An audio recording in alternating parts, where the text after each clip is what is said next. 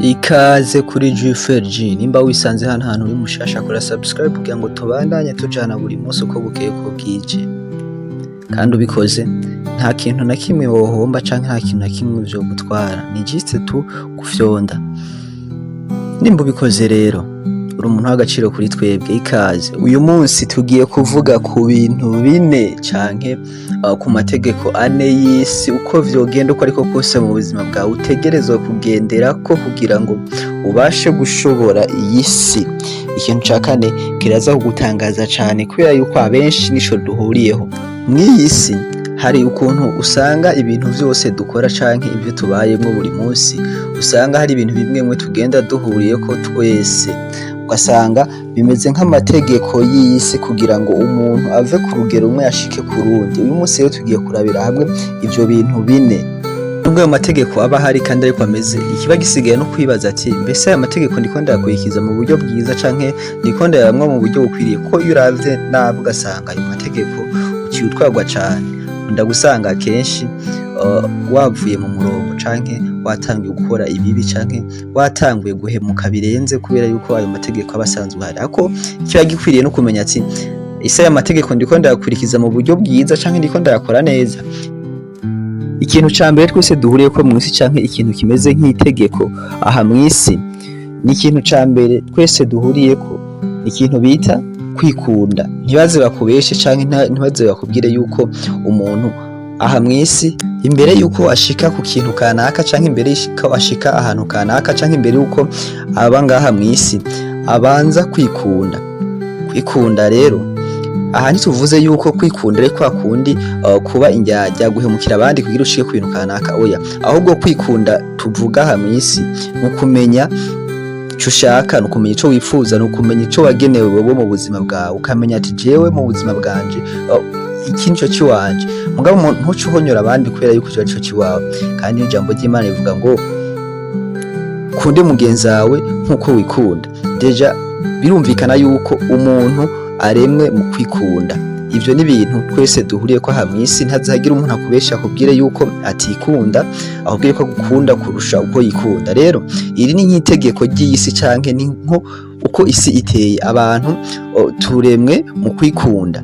Rero uko wagenda uko ariko kose, uko umeze uko ariko kose, umenya yuko iki kintu ugihuriyeko n'abandi bose, kandi utegerezwa kukigira uko nyene kubera yuko niko kamere yacu imeze. Ndabizi nawe uriko wumviriza ibi, iki kintu uriko uragitahura. Ndazi yuko nawe wikunda, ndazi yuko nawe hari ibintu biri muri wewe wumva yuko nawe vyokubera, nawe vyoba ivyawe. Rero iki kintu twese tugihuriyeko, ntihazagira umuntu akubesha kugira ngo jewe sinikunda canke ahubwo umuntu ntiyakubwira ko atikunda canke ntiyakubwira ngo aragukunda kurusha, uzomubwira ati reka kumbesha kubera ko aya n'amajambo, kuko muri kamere yacu twese turemwe mu kwikunda. Nta numwe aba yipfuza yuko ikibi comushikako, ahubwo aba yishaka ko ivyiza. Iki nico cerekana yuko umuntu yikunda. Iryo ni itegeko rya mbere ry'isi. Ikintu ca kabiri nk'itegeko ryo ngaha mw'isi twese duhuriyeko, canke ikintu ca kabiri dutegerezwa kubamwo aha mw'isi, ni ikintu bita kwipfuza. Ashaka ndakubwire yuko aha mu buzima canke aho tubayeho kw'isi ntaho uzogera canke ntaco utoshikako mu gihe utipfuza. Ego kwipfuza ni icaha canke kwipfuza ivya mugenzi wawe ni bibi, ariko tugomba tuvugana ukuri. Muri twebwe twumviriza ibi bintu canke muri twebwe dukora ibi bintu vyose, ninde ataripfuza canke ninde atipfuza buri munsi? Kubera yuko ni itegeko ry'isi, niko isi rimwe, niko isi imeze. Twese tubayeho mu kwipfuza. Uzoraba umuntu mu gihe umuntu arose promotion canke arose visa akaja mu gihugu kanaka, usanga avuga ati yo abandi iyo bajewe. Rimwe ugasanga umuntu afise imodoka nziza ukavuga sha nakafise imodoka nziza nanje kweri. Iya muri wewe wumva yuko ka kantu ko kwikunda kaba kariyo, kubera ko mu kwikunda hacamwo no kwipfuza. Nta muntu n'umwe atipfuza ibintu vyiza mu buzima, kandi nta muntu n'umwe atabaho ashaka kumererwa neza. Rero ugaca usanga twese turahuriye ku iki kintu, nta n'umwe atipfuza. Abo umwana aba afise ivyo yipfuza bivanye n'ivyiyumviro vyiwe, abo umuntu akuze aba afise ivyiyumviro vyiwe kwifuza, naho yoba ari umusaza aba afise ukwifuza kwiwe. Rero iri ni itegeko rihari, niko twabisanze, niko bimeze. Abantu dukozwe mu kwipfuza. Umwe wese abashaka ngo iyo bimera uku noronka kiriya, nakafise iki n'iki nanje kubera iki, usanga twese turi mu kwipfuza. Iri ni nk'itegeko rya kabiri ku isi tubayemo kandi tugenderamwo buri munsi ryo kwipfuza. Ikintu ca gatatu duhuriyeko twese nk'itegeko ryo mw'isi dutegerezwa kugenderako mu bubu buzima, waba ubishaka utabishaka, hariho ikintu bita kwihangana. Umwe wese afise ukwihangana kwiwe, umwe wese afise ukwihangana kwiwe kugarukira, mugabo twese turafise ukwihangana. Nuriya wiyahura, nta muntu ashobora kwiyahura TikTok aba yarihanganye canke aba afise ibyo yaciyemo, mugabo akavuga ati aho bigeze wapi jewe nindi yatse ubuzima. Mugabo twese aha mw'isi dutegerezwa kwihangana, dutegerezwa n'itegeko, si ibintu barinda kukugobera ngo ihangane canke igira ukoya. Dushobora kuba tutihangana kumwe ugasanga ibintu tuvyakira kumwe, mugabo umwe wese afise ukwihangana kwiwe aho kugeza, kubera yuko aha mw'isi hariho ibicana intege, hariho ibiruhisha, hariho ibibabaza. Muri kwa kwikunda, muri kwa kwipfuza umuntu aba afise, hari igihe wipfuza ibintu ntibibe, hari igihe ushaka ibintu ntibibe, ugasanga ibikugora, ibyo wipfuza ntibibe, ibyo ukora ntibicemwo, bo muhura bakagutuka canke abo mubana nabi. Nibwo buzima mu bisanzwe, canke ibyo wipfuza nturonke, ukajya usanga urihangana, nta yandi mahitamo uba ufise, nta kundi kuntu uri bugenze, ni ukwihangana nyene. Tukavuga ati nta kundi ni ukwihangana. Ni itegeko twese turihuriyeko ngaha mw'isi. Ntihazagire umuntu akubesha yuko atihangana. Umuntu wese arihangana, yaba ufise amahera utayafise.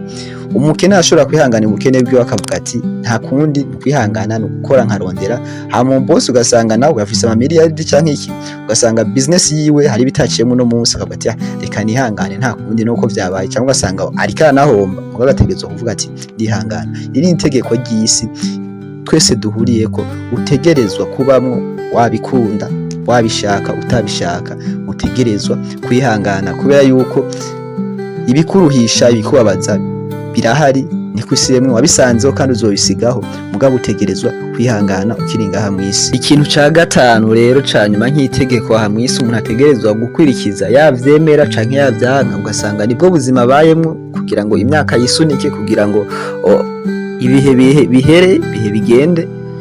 Niki kintu bita kwizera. Aha mw'isi ntushobora kubaho utizera. Harimwo abizera Imana, harimwo abizera ibiki, ibyo bizera ivyo arivyo vyose, mugabo iri itegeko mw'isi kwizera. Ariko mw'isi abenshi bizera Imana kuko bazi yuko iriho kandi ikora ibitangaza. Nico gituma ukunda gusanga rya jambo rivuga ngo umunsi umwe bizocamwo ritunze benshi aha mw'isi.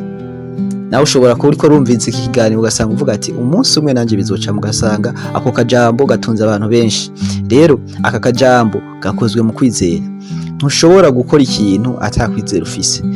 N'umuntu nawe bagiye gukora business aravuga ati reka nkora ibi bintu ngira ngo bizocamwo canke ngira ngo bizogenda uko, canke avuga ati reka ni mbedarindiriye mugabo ibi bintu bizocamwo.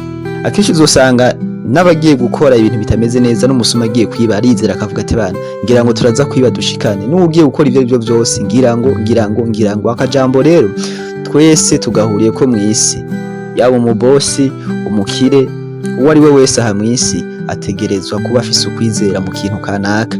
Rero iri ni itegeko ry'isi risanzwe rihari ukunyene, wewe waje urisangaho, waje usanga abantu bizera, nimba bizera ibyo arivyo byose, mugabo bafise ukwizera muri bo. Hari umuntu usanga avuga ati jewe ndizera yuko ejo hanje ari heza, uwundi akavuga ati jewe ndizera neza yuko biriya bintu je nzobishikako, uwundi akavuga ati jewe ndizera yuko nzoba igihangange umunsi umwe. Ugasanga abantu bose babaye bavuga ati ndizera. Rero ntushobora kuba ngaha kw'isi atakwizera ufise.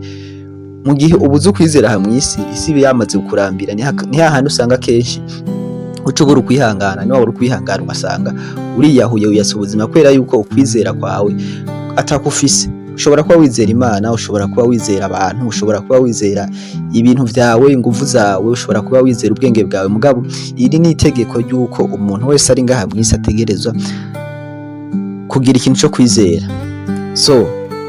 Ariko ibi bintu byose birasaba yuko Imana ibibamwo, kuko iyo Imana itabibayemwo ushobora kubikoresha nabi, ushobora kwikunda birengeje ugasanga uri konyora abandi, ushobora ukipfuza mu buryo atari bwiza, ushobora kwihanganira ibintu bitameze neza, ushobora no ukizera ibintu bitari byo. Rero Imana itabibayemwo usanga ibintu byose biko bikora nabi, kubera yuko amategeko y'isi nuko ameze ariko aragoye. Mwakoze kumviriza ikiganiro jewe wumva ni Roy Juice kuri G4G.